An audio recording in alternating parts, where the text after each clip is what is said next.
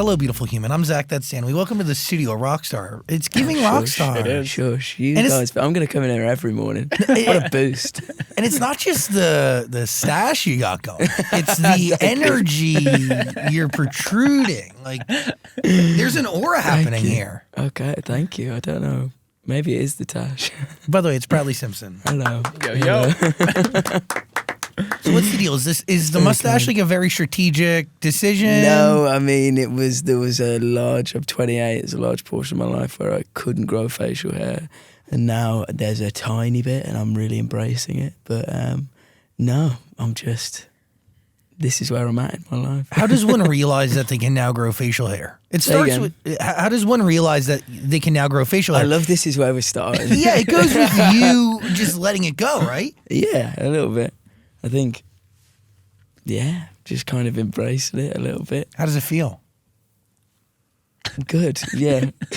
I feel like there's confidence in a mustache, dude. Maybe, yeah. I mean, there was a battle for a while, and like when we did the first music video, I remember the head of the management company. I went and saw him, and he's based in LA, and I came over probably a year ago, and we just shot the video.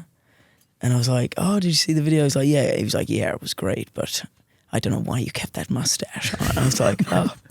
It's a dividing factor. Yeah. But you've chosen to keep it. Yeah.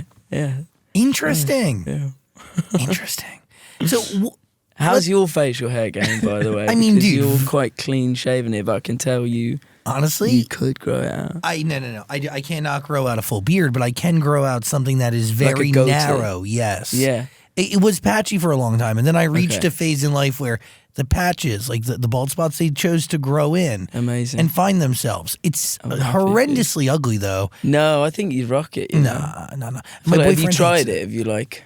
Yeah, sometimes I'll just let it go naturally. Like I'll maybe get a little depressed, maybe get a little lazy. Yeah. Not really not keep it. Yeah. And it just gets wiry, dude. It's not good. Yeah. You have yours doesn't look like dirt. It looks like it's intentional. It looks like it's adding something. Okay. For me, it looks like it's dirty, like covering something up. Like you haven't left your bed for 3 days. Totally. I don't know. I think that could be good though. That's like a disheveled look for you. I think it'd be cool. Yeah, it also makes me look older, and I'm at a phase in life where I want to look younger. Yeah. I need to. No, you look great. Thank you. Look great. Thank you so much. Okay, I want to dive into a lot of music, obviously, but I also want to talk life because life is very different today than it's ever been for you. Is that fair to say? Yeah, very different. How biggest difference? Well, obviously, usually the last time I spoke to you, we were sat. There was 4 of us, and like we're still best friends. I'm sure we'll get into that, but I think it's been a big period of adjustment into the solo stuff, and like figuring out. I knew it was what I wanted to do, and it's the like next chapter of my career and my life. But I think there's one thing like thinking about it, and then one thing actually getting into it and doing it and feeling like seeing how it sits on you. So that's been the biggest change, I'd say, and then. Like a few big things that I haven't really thought about or like maybe sat down and taken in, but like I moved back. I was in London for a long time and then I moved back home to the place that I grew up about 2 years ago. Where your family bar is? Where the family bar is. And where you guys make gin, which is so fucking cool. Thank you, man. Yeah. Moved back there. But by the way, like, so healthy, I know. I was like, is this too healthy a decision to make at 28? I think there's something deeper there. This idea that you're embarking on something that is just you and also at the same time going home to the place where everything really began for you. Yeah. You're essentially starting fresh and new, but with all this knowledge and really skill that you've acquired from doing this for more than a decade now. Yeah. Yeah, I think so. I think starting out, even like venue size and stuff, like we've been doing a few gigs. We did LA a couple of nights ago, and it's like going back into small, sweaty rooms is exactly how I wanted to do it. By the way, like you did LA, like you did essentially the size of a gymnasium. Like you did, like it was so small, but you do the O2 when you're in London. Yeah, but it's nice to go back into those venues. Like that was the first gig I've played in America in like 6 years, which is wild. And I kind of wanted to have that intimacy again, and these are songs that people haven't heard, and there's like a real tangible thing that happens in rooms that size compared to bigger rooms where it's like you see the whites of people's eyes and you see how they're reacting to individual lyrics and songs. And I think there's something beautiful about the arenas and that many people coming together, but then there's something amazing about those intimate rooms that you don't get in those bigger venues. Oh, totally. Yeah. You're also testing out records in those rooms. 100%. Yeah, How yeah. great. It's like a focus group, essentially. Yeah, it's like, amazing. Yeah, it's been good. And there was like a couple of songs that I didn't necessarily think were going to be like either singles or like fan favourites, that it was like very evident after the first couple of gigs.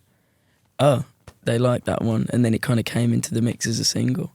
So it's genuinely influencing the song choice for the album. Really interesting. Yeah, it's cool. You talked about adjustments. What's been the hardest adjustment to doing this on your own? Ooh, I think it doesn't feel like, I'm very lucky. I've got like such a amazing team around me, and like a lot of people who kind of, even down to like my tour manager Chris and photographer Josh, and like a really good group of people that are like beyond colleagues, are great friends. And I think there's been a lot of support there from the boys as well. The boys in the band, like we've all supported our individual projects in a way that again like feels really healthy. Like we had a proper open conversation a couple of years ago about like all of us doing separate things but keeping the band running. And when you know that there's genuine support there and everyone is like nothing but love, and it's like we'll always be here, we'll come back and do something, but it's great for like personal growth for everyone. I think you just feel so much more. It's just an easier transition to make. So Totally. It's not been as hard as I kind of thought it was going to be, but yeah, there was definitely moments of like uncomfort, even in the gigs. Like I remember I was speaking to my manager about it the other day, and like the London shows were the first 4 shows that I'd ever done solo, which was like so weird. And then it was like, oh, yeah. I remember on the second night I said like, I have been like, because it's like 10 years of performing in the band and having that, you kind of get it almost like automatic. Oh my God, muscle memory. Yeah, you can do it on autopilot. You Yeah. know, you have like safety and security behind you and people you can count on. Like you obviously still have that, but it's totally different. Like there's 1,000 things that change. Yeah. It's wild. And also like even the placement of you on the stage, like everything is different. Like Yeah. you have to find yourself as your own individual, essentially. Yeah. Which is fun though. Like I think it's nice to, at different points in your life, actively put yourself in a position of like uncomfort, to be able to go, right, I could, like I don't know how it's going to go, I don't know how I'm going to react to this situation, but you grow off the back of it and you learn a bit more and you learn a bit more about yourself, and that's kind of been maybe my favourite thing so far on this journey that we've started out on. What are you learning about yourself as a performer and an artist? It's even like down to, because there's 3 of us on the stage, so it's like me and I play guitar, and then we have I call them our Swiss Army knife, because they do like BVs, guitar, bass, bit of synth as well, and then our drummer Eleanor, and like that's obviously one less player on the stage, so it's like how do you fill the sound, how do you build, still want the show to be as impactful with one less player. So that kind of means me taking on more in terms of like a guitarist. And that's been challenging from like almost like relearning my instrument in a lot of ways. Is there anything that like you've discovered about yourself from making these songs on your own? Because there is, dude, writing a song is incredibly emotional and like very much, and based on the songs I've heard, which you're performing a bunch, but there's only really 2 out. Yeah. But they sound, the lyrics give personal. The lyrics give very much ripped from your reality. Yeah, I think so. I mean, they are, like the whole album has been essentially processing the past 10 years of my life. Crazy.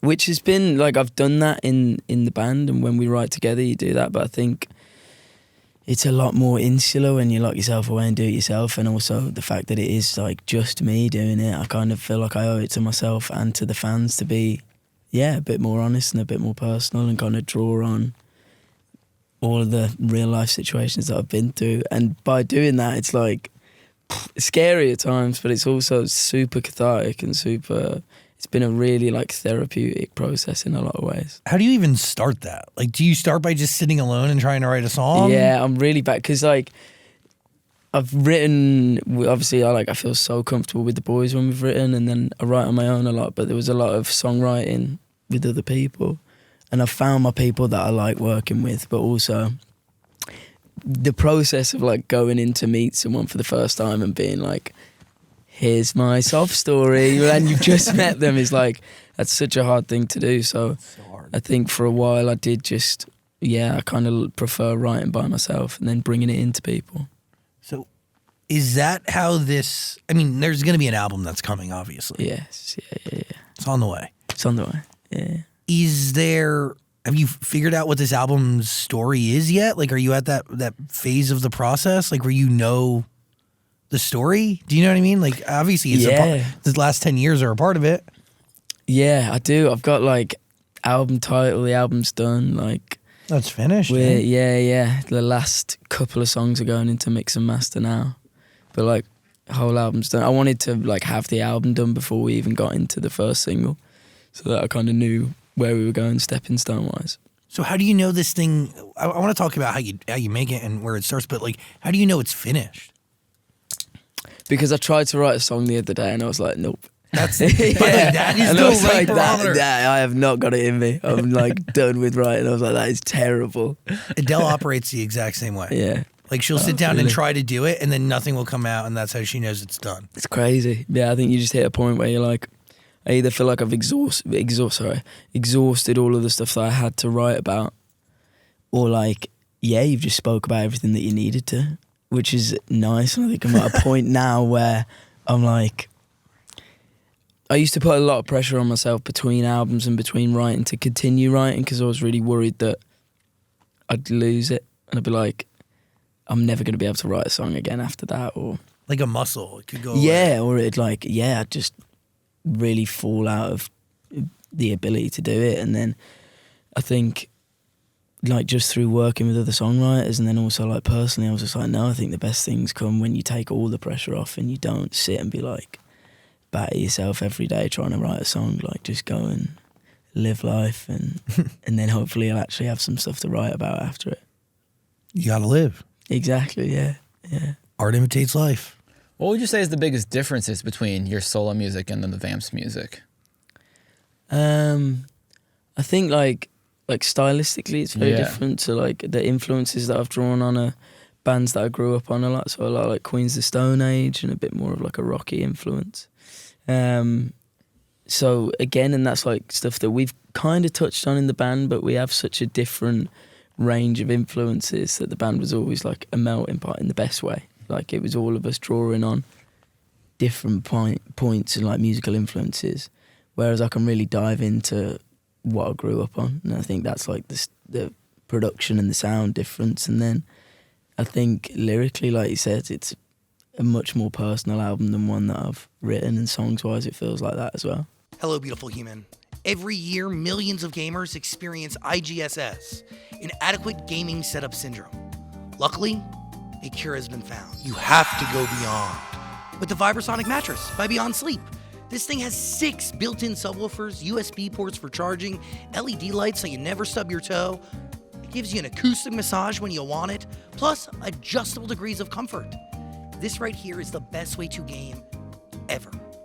Cure your IGSS today at BeyondSleepTech.com.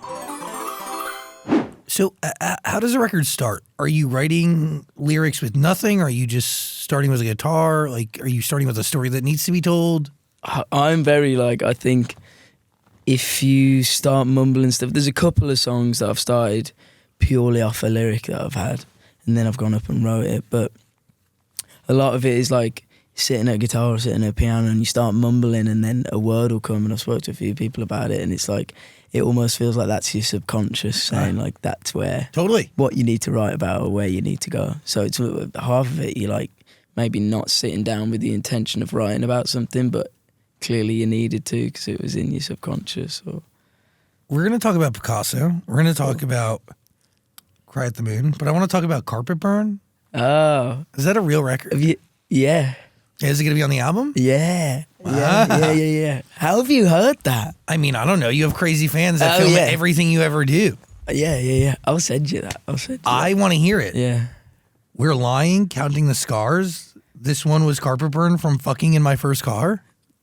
Yeah. Accurate? Yeah. That was like, I think that's like my favourite song on the album. Really? Yeah, I think so. That was one of the last ones that I wrote for it, and I did the majority of the album in New York. So I spent like 2-3 months there last year, and I worked with a producer called Boots, who is incredible. And we met once on FaceTime, and then I flew out for 3 weeks to New York, so I like threw myself in. I was like, I'm committing. And we met on the first day and we just got on so well. And then we didn't write the first day.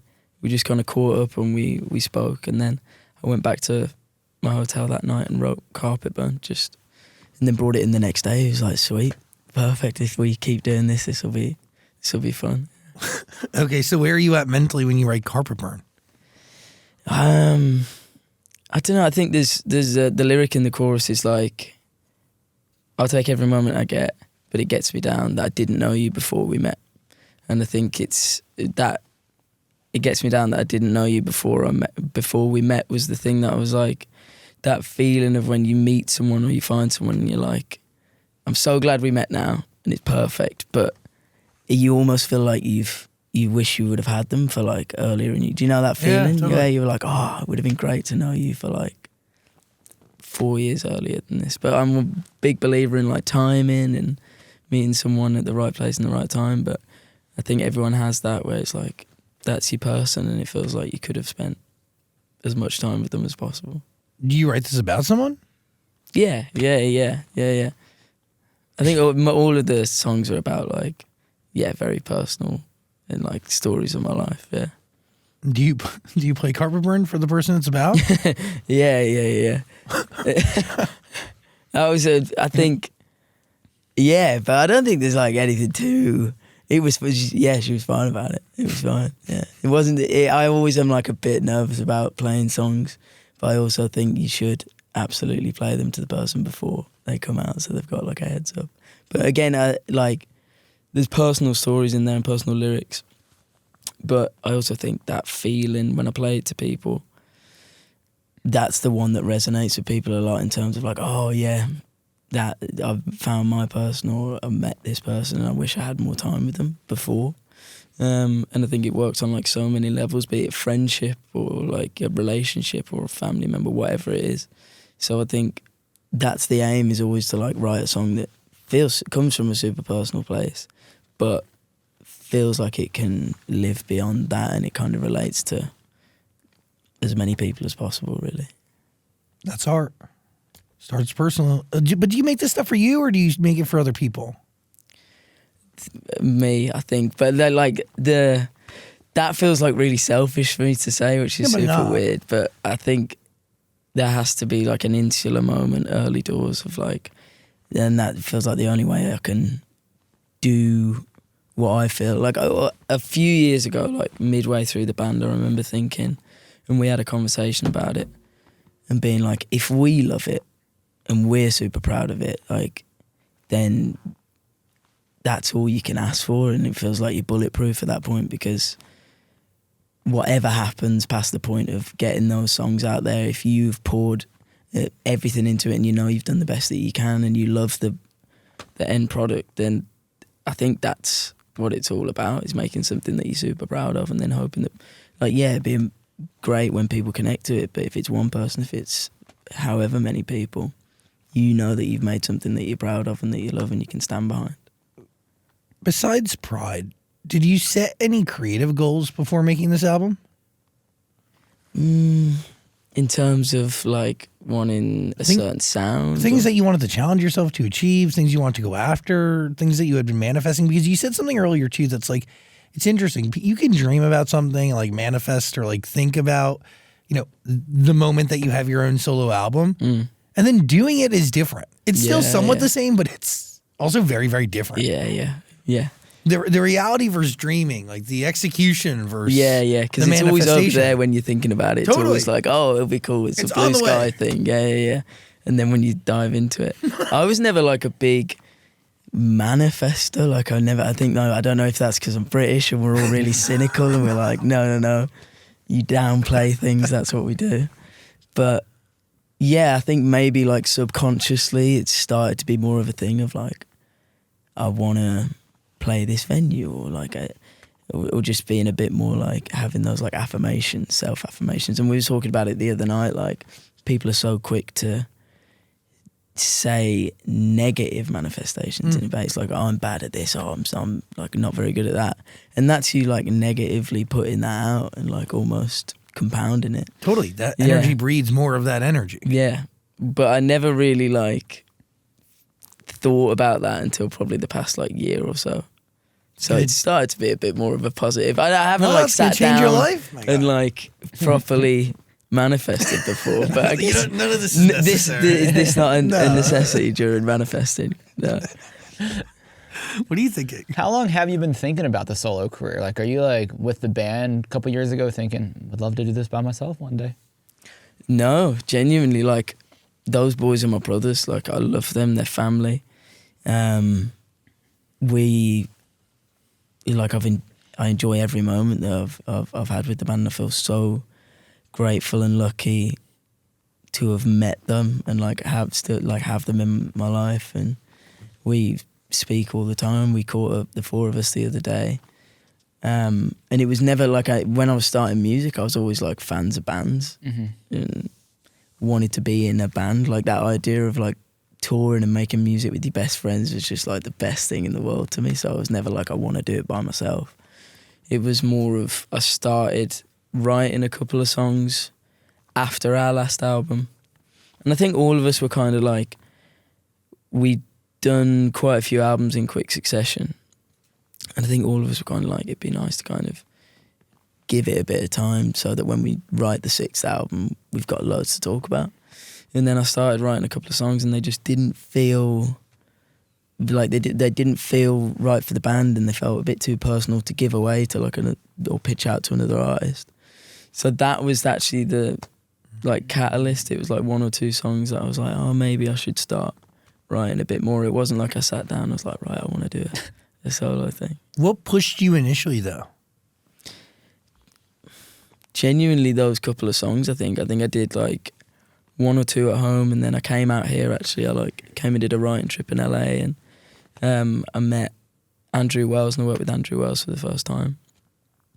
And we wrote "Cry at the Moon" on the first, like one of the first trips. But I wasn't really writing for anything. I'd started working on stuff, but it was like not really with knowing where it was going to go. And then I wrote "Cry at the Moon," and I was like, this, if I was to do a solo album, this is exactly how I'd want it to sound. Like that song would not work for the Vamps. Yeah. I remember playing it to the boys and they were like, they loved it, which was really cool. I was like really nervous about playing it to them. But then I think they were also like, yeah, this sounds like you, because they know like the music that I've listened to, and it's the same as like when Con does his Lunas, like it sounds like Con, and same with James, like it all sounds like us as individuals, which is really nice to see everyone like exploring that. I think that's like a really positive thing, especially it like feeds back into the band in a really healthy way. But yeah, 100%, right? Like you can make the case that it makes the Vamps stronger, you guys going out and doing your own thing, but also has the ability to make you better musicians, better bandmates. I don't know, like not stressed, not resentful, not jaded, like just a bunch of things. Yeah. It's very healthy. It's great. Scarily healthy. I'm like, what is going on?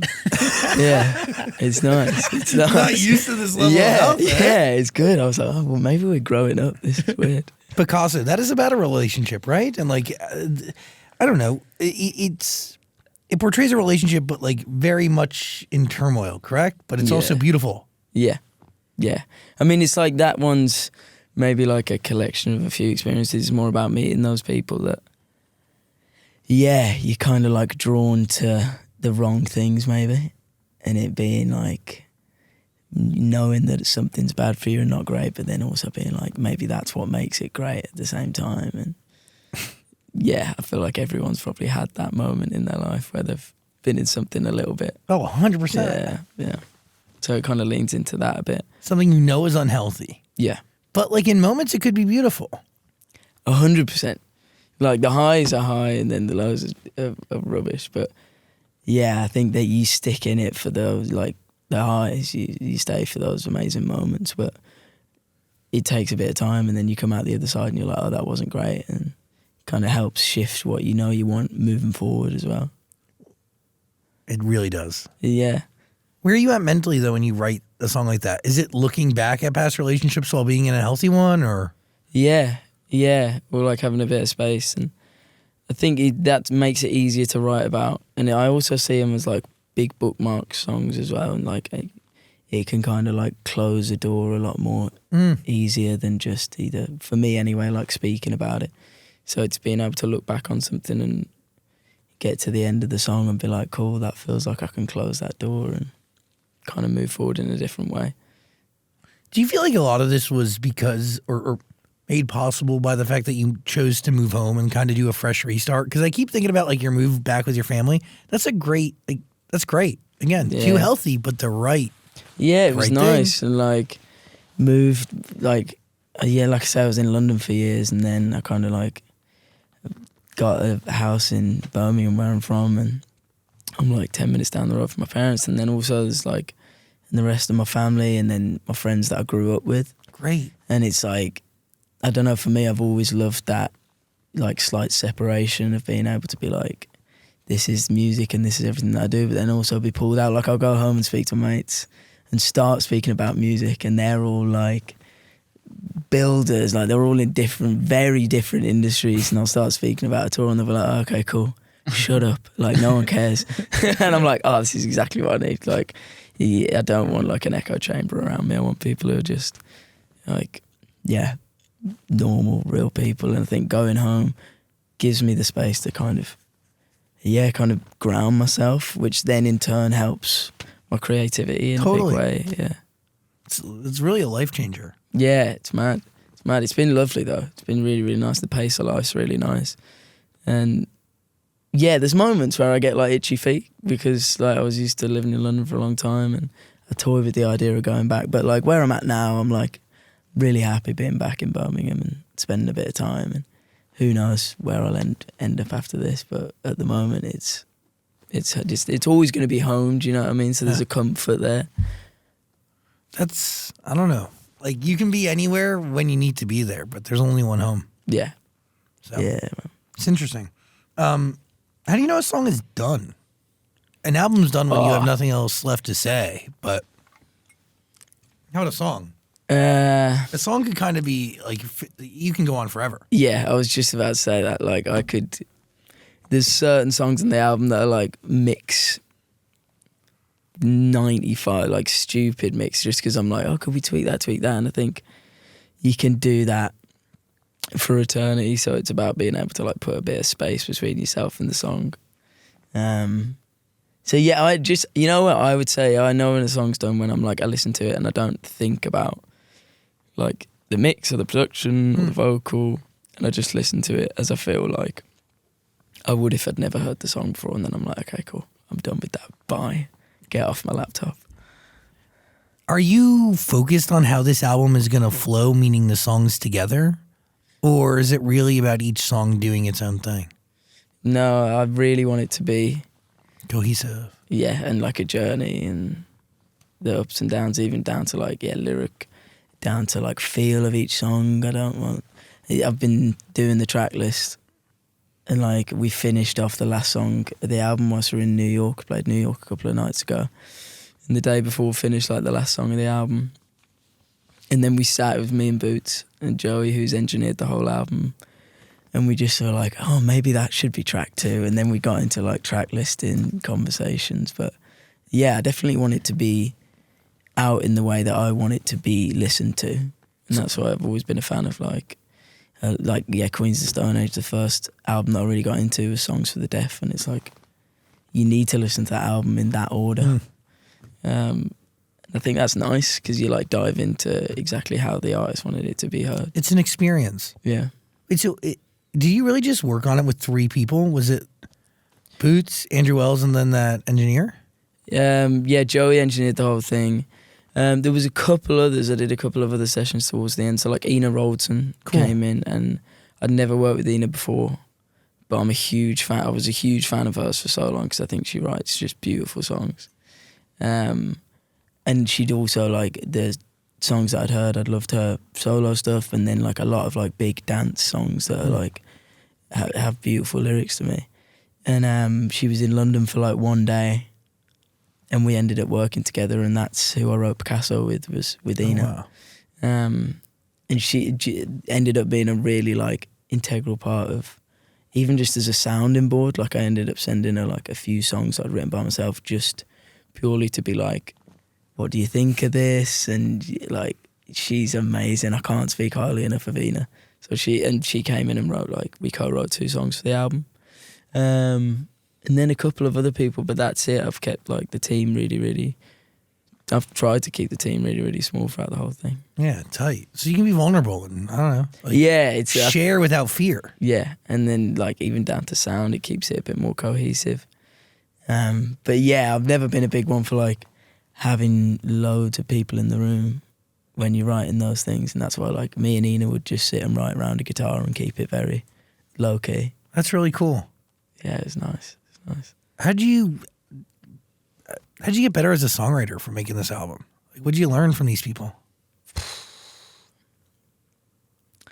A lot, yeah. I think honesty was the biggest. Like Ina was like, just dive in, like don't write it for you. Essentially, it was like one of her big things, because she was like, you need to not think about how it's gonna be, like either go down or like received or whatever. Just like write it, like really go in and think about what you want to say and how you want to say it and what you're writing about. And I think that was stuff that I hadn't done as much in the past. And maybe that's because we were writing in like a band format, so there's like you're playing off each other's experiences. And yeah, so I think maybe just being slightly more honest. I think Boots was really cool to work with because he's a producer that like worked in a different way to anyone that I'd worked with. So a lot of people I've worked with are like very in the box and they'd be on the laptop, whereas Boots kind of sits back and he just kind of listens and then he'll tweak. And I was like, that's really interesting to me, because I'm like hyper focused on like little parts of the production, but he kind of sits back and tries to, it's like, how can you do as much with as little as possible?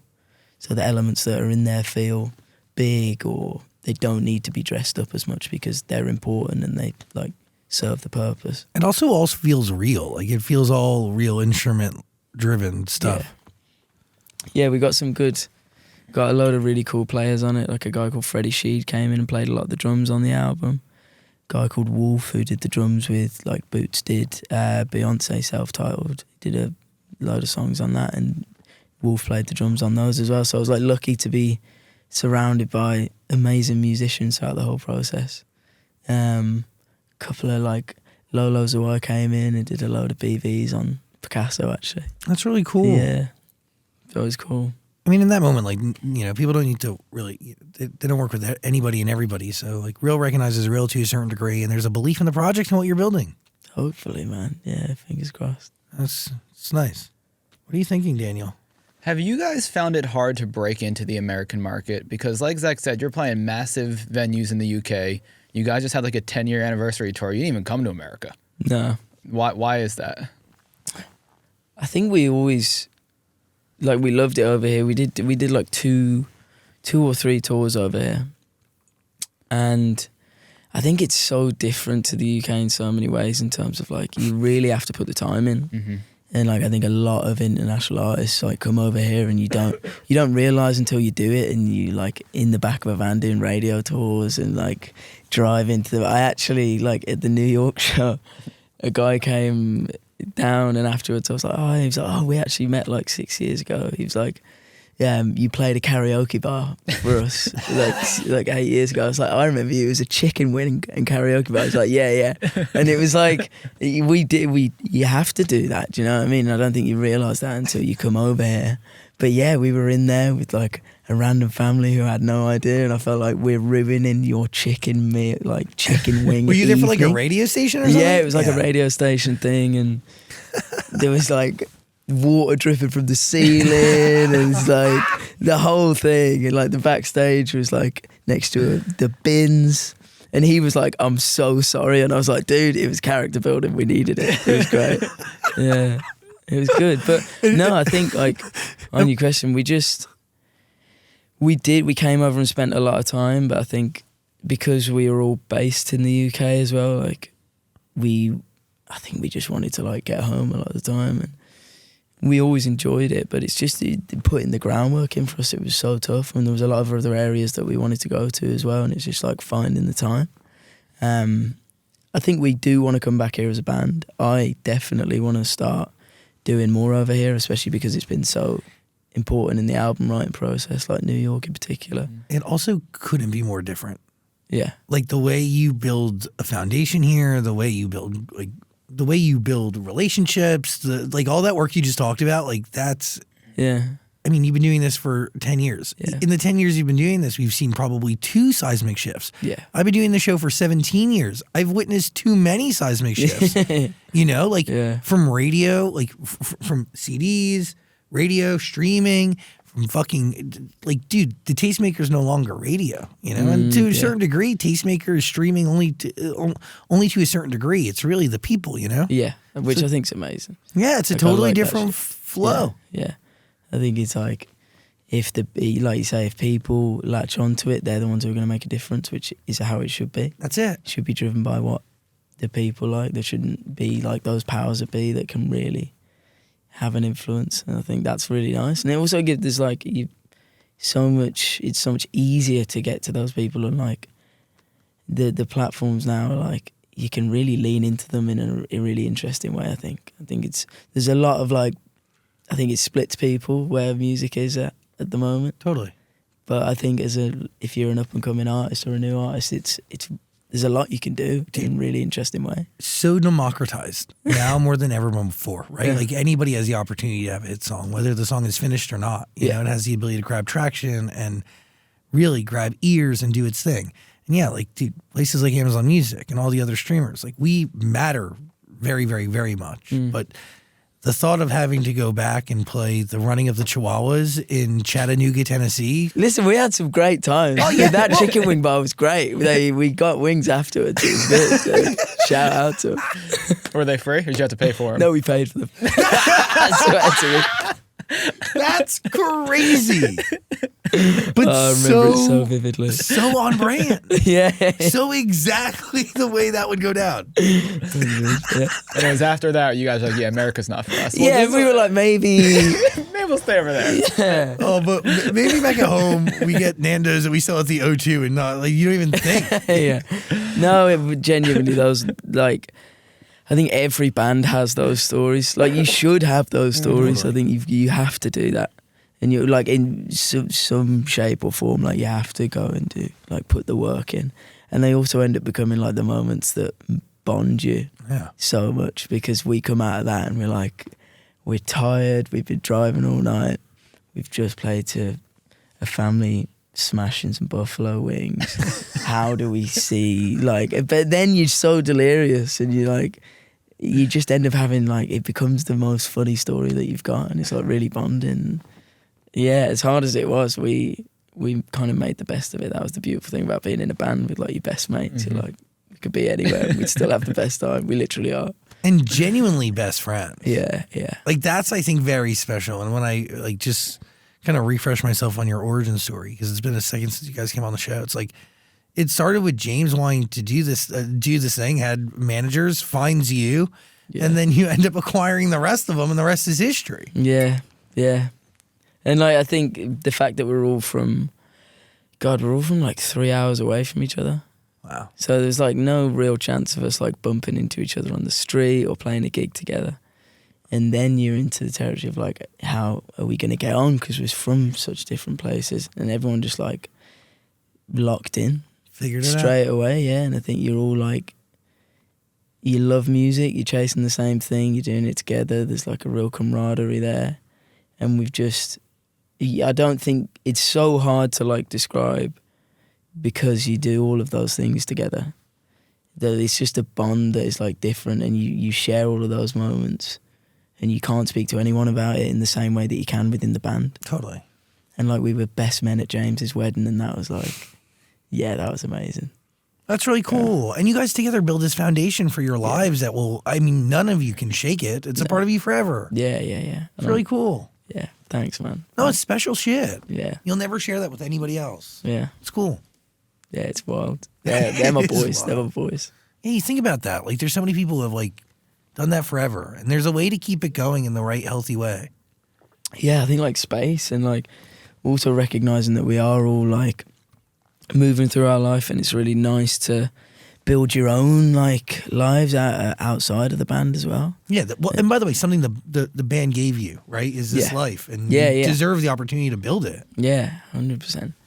And you can kind of, it's nice coming back and being able to catch up on like what's going on in your life, what's new with you, and there's all these things that, because we're not, I mean, we were like living in each other's pockets for so long, and now everyone's got their space. You have more to catch up on when you come back together. It's nice. You guys are a big deal in the UK. It's pretty wild. It's like, you know, I didn't feel like I got it. Like, I understand. Like, I'm very much aware of the fucking Vamps. Like, I know. Like, you've been on our show twice. Like, Yeah. I'm aware of you. But then I go to the UK and, like, I casually bring, like, you come up in conversation and people, like, they freak out. It's a very big thing. It's a very big deal. And I think it was right around, we were there last when you were doing your 10th anniversary show. Was that last year? Yeah. Yeah, you did the O2 fairly. Yeah. Fucking crazy. You did numerous nights there, didn't you? Or you doing I think I can't remember. That shows how good my memory is. Yeah, I think we did one. I think we did one in the end. But that was like, we'd done a tour for the album the year before that. So it was like we'd done 2 tours in 2 years in the UK.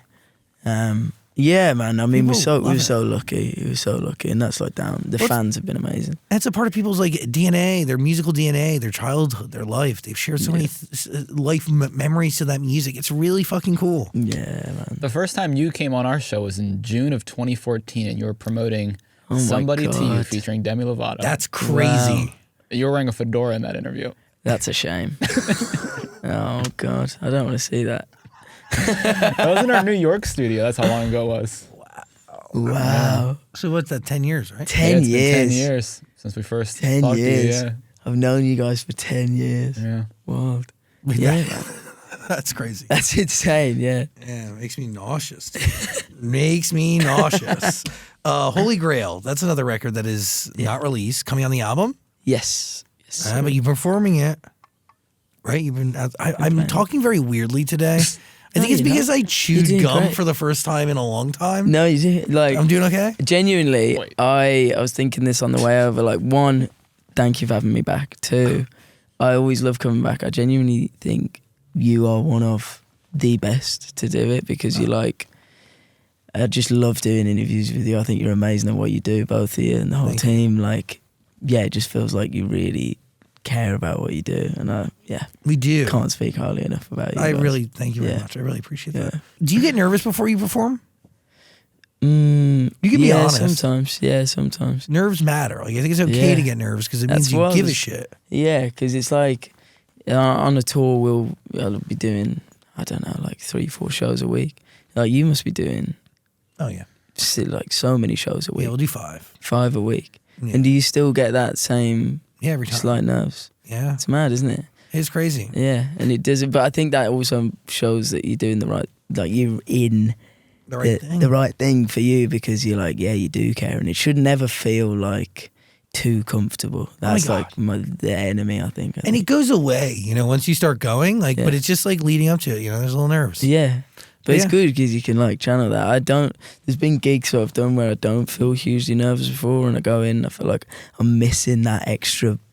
It's not as good. No. Yeah, you need to have a little bit of nerves and a little bit of like, fuck, how's this gonna go? Am I gonna blow it here? So that you step up and you like, yeah, I think. What makes you nervous for a show, like compared to a show where you're not nervous? I think like that's again with like these shows that I'm doing by myself. I think there was more nerves around this than I've had in a while, because show wise. Because again, when you're in a band, you're like, I mean, you might be slightly nervous, but you're just messing around with the camaraderie before the show, and you just like, before you know it, you're on stage and it's happening. But I think I'm very conscious of like, I'm so proud of this album, and I've like really worked really hard on the music, and I want to present it in the best way that I can, and I want people to kind of like have the best version of it, or like sing it in the best way. All of those things. I'm just like, I've worked so hard on it. I feel like I really want to put it out in the best way, and then that's all I'm like me this for these shows this time around. So I think that's added another layer of nerves that I've never had before. But again, I'm like more than happy for that, because it's kind of a welcome difference to anything that I've had before. How'd you know you were in love with your current relationship? Wow. Yeah, let's get into it. Zach. I mean, it's connected to Holy Grail. Yeah. I think like just knowing that you can see that like a long road ahead with someone, and like feeling like you'd want to, I don't know, build a life with someone, and you feel comfortable with someone is huge. So that was it for me, and I've like spoke to a few people about like what I think everyone's got like different takes on like being in love, and it's whatever makes you tick. But I think comfort and knowing that you can see like a future and what that would look like, and you're excited about it. That was always the big thing for me. What about you? What's your version of? It's kind of similar, right? I think comfort's a big one. Yeah. Right? I think I don't know. I think realizing that this person without even thinking about it becomes a priority, I think is like a way to like just know that you're in love without even having to think about it. It's just something that naturally happens. Yeah. I think that's a big one. I think, dude, like, I am very much in love with my boyfriend and see a future. I believe it's forever, you know? Want it to be forever. We'll do everything in my power to be the person that makes it forever. But that's also that's a huge undertaking too, you know? Yeah, massively. I think the priority thing's really interesting. I was speaking to a friend of mine, Patrick Droney. I don't know if you're Patrick. He's an amazing singer. And he's in like a similar place, and he was like, it's actually shifted my mindset on like even my music in a certain way, in terms of like, priorities of like, I'm approaching that in a way of like, I want to support this over here as well. So it kind of drives you in a different way. And you're like, you maybe don't see it as you did beforehand, and it shifts your reasoning and your driving. I think that's another thing, like you say, where it's like as soon as that switch happens in your brain, you're like, oh, there's something good's happening here. Fuck yeah. Yeah. And the comfort thing's a big one, but like I always wonder, like, what is the sign of comfort? Right? Is it being able to share with somebody something that you wouldn't share with anybody else? Is it the ability to take a shit in front of them? Like, what is it? All of the above. It is all of the above, right? Yeah. I totally with you. Dude. Being able to be like quiet with someone, do you know what I mean? Able to not talk for ages and not feel awkward, being able to like laugh. I think humor's a massive one. Like you need to be able to just like laugh 24/7. I think that's key. God, we're getting into it. Comfort, Yeah. No, but by the way, comfort in silence is a big one, right? This idea that like you don't need to be talking to be okay. Yeah, I think so. Like you can lay next to each other and be on your phone for, I mean, it's fine. Yeah, it doesn't feel weird. No, but also like, can't feel weird. Interesting. You should listen to Bradley's music. It's waiting for you on Amazon Music, by the way. Link below. We'll probably throw a QR code on the screen. What are you thinking? Is the album coming out this year? Yeah, I would assume. No. No. Whoa. No. Next year. Wait. It's only May. The fuck? No way. Yeah. No way. way. Yeah, dude. You're lying. No, No, yeah. you're joking. No, man. I'll send it you before if you like. Please. But to the people, I'm sorry. Please. Yeah. Oh, you no, have but to I was come like, back. I want We're gonna to. stop talking about it then. I have to stop speaking about the album. No, I'm gonna stop talking. I'm gonna stop asking you about it so you can come back and we can talk about it. That's That sounds fine. crazy. Yeah. Well, I wanted to like, I don't know. I wanted to get like a few bits of music out before you get into album, because I wanted people to know what they were getting into with the album. I wanted like to kind of gig it over summer before again. It's like I said earlier with these smaller shows and a lot of the shows. It's similar to how people are like teasing music online and they might put like 2 or 3 snippets out. I feel like I get that real, tangible indication of what songs people are reacting to, and we deliberately haven't put in like really like this is gonna go here, this is gonna go there song wise. And it's meant that like throughout all these gigs we're getting more and more of an indication of which ones are reacting. I think that's like a real human Okay, I way love of that. choosing. Yeah. I agree. By the way, like But that's why is the album coming out next year?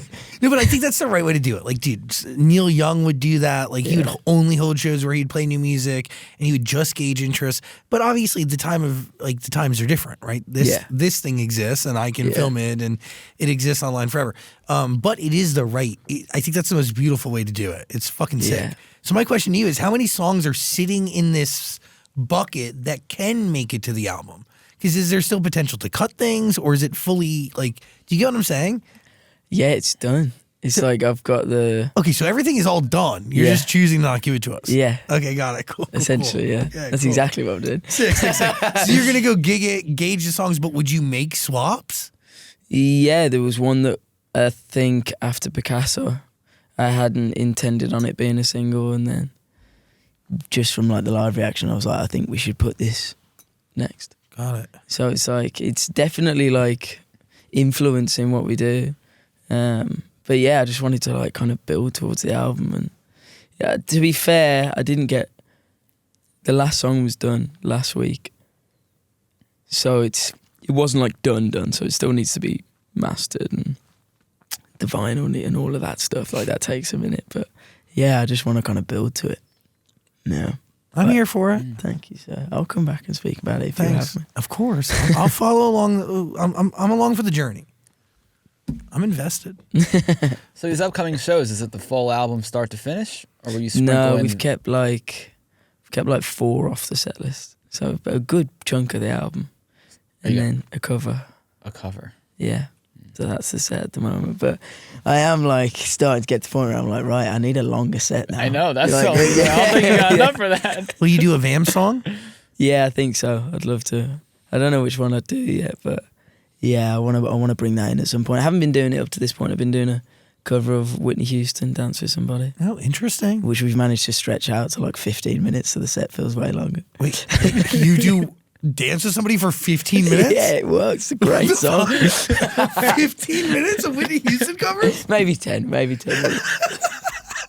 But yeah, it's like these are definitely just showcases for the music, but at some point I'm gonna need to like start adding in songs. Are you performing over the summer? Yeah, Are you going on tour? not tour, but we've got like got Reading and Leeds and Latitude, Great Escape next week. You're also playing a random festival this summer with the band, right? I think Yeah, we've got one in. So we've got, and the band's like I say, like it's still very much we're going to be gigging, and at some point we'll start writing the 6th album. We got a couple of bits coming this year, so we got a random show, and then we've got some more stuff to be announced that I can't say right now. But yeah, I want to like do as much as possible in both worlds, to be honest. Sick. 'Cause I enjoy it. Like I love touring with the boys. It's the best. Keep working. It also makes you a better performer. Yeah, and God knows I need that. Yeah. Not Please. true. You're pretty good up there. Yeah. I like the boots. Good move with the boots. Thank you. Yeah, the leather and the boots over the fedora this trip. Way better. Yeah, I'll come back in like another 6 years and be like, oh God, the boots, oh, the leather. No, you look good. Bradley Totally Simpson, guys. you're a good one. Thank you. Listen to all of his music on Amazon Music. Link below. QR code on the screen. Final thoughts? I think we covered a lot. We did the most. Yeah, thank you guys. You're really, Appreciate you. yeah, I appreciate you, man. You're really special. my boys. Yeah, excited for the journey, brother. Bradley Simpson, everybody. Peace.